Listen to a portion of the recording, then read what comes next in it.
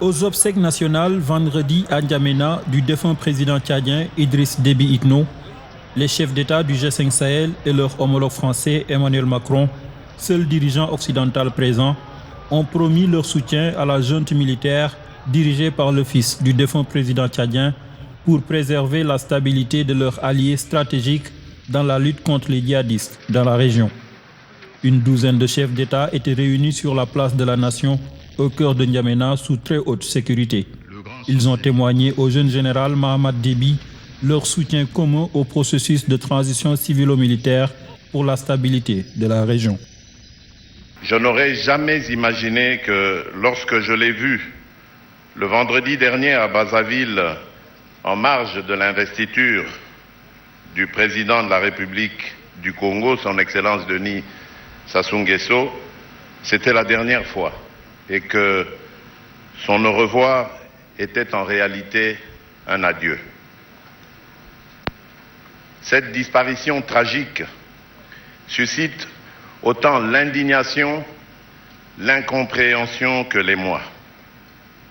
En effet, il est inacceptable que cet acte ignoble ait pu ôter la vie au président Déby, menaçant ainsi la stabilité du Tchad, à laquelle mon pays, la République démocratique du Congo, tient particulièrement, à l'instar de l'Union africaine que j'ai l'honneur de représenter en cette triste circonstance. Tout le monde sait les liens qui nous ont unis, comment nous avons travaillé ensemble pour assurer à l'Union africaine son autonomie à la fois financière et nous battre pour que toutes les questions africaines soient désormais réglées par les Africains. Car seuls les Africains peuvent accepter de mourir pour l'Afrique. Seuls les Africains connaissent la situation de leur peuple.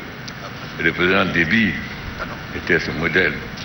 Quand nous avons créé des champions, nous l'avons désigné comme champion pour la jeunesse, car la jeunesse est l'avenir de l'Afrique.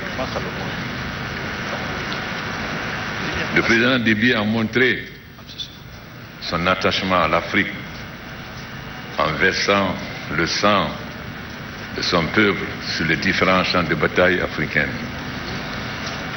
Mais le moment n'est pas de parler. Le moment est de voir comment nous, les chefs d'État, en suivant l'exemple du président Déby, nous allons pouvoir nous donner la main afin de renforcer l'unité de l'Afrique, de renforcer son indépendance et de permettre qu'elle continue à parler d'une seule voix.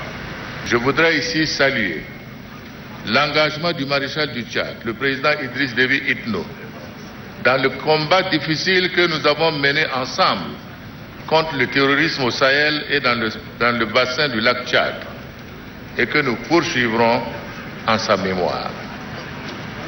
En engageant les troupes tchadiennes aux côtés de nos forces armées sur le théâtre des opérations, il a toujours su faire preuve d'une solidarité sans faille à l'égard de nos pays et de notre région. Le maréchal du Tchad, le président Idriss Déby Itno, a œuvré au sein du G5 Sahel à la création de la force conjointe et de la coalition pour le Sahel. Homme d'État, stratège militaire exceptionnel, il était un grand panafricaniste qui avait foi en l'Afrique et à son développement.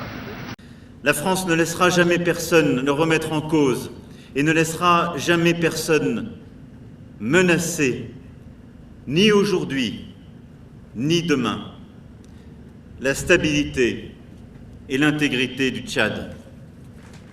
La France sera également là pour faire vivre, sans attendre, la promesse d'un Tchad apaisé, faisant une place à l'ensemble de ses enfants et toutes ses composantes. La transition aura ce rôle à jouer. La stabilité, l'inclusion, le dialogue, la transition démocratique. Et nous sommes et serons à vos côtés. Après les honneurs militaires et différentes prises de parole, notamment celle de la famille du défunt maréchal du Tchad, Une cérémonie religieuse s'est tenue à la grande mosquée de N'Djamena.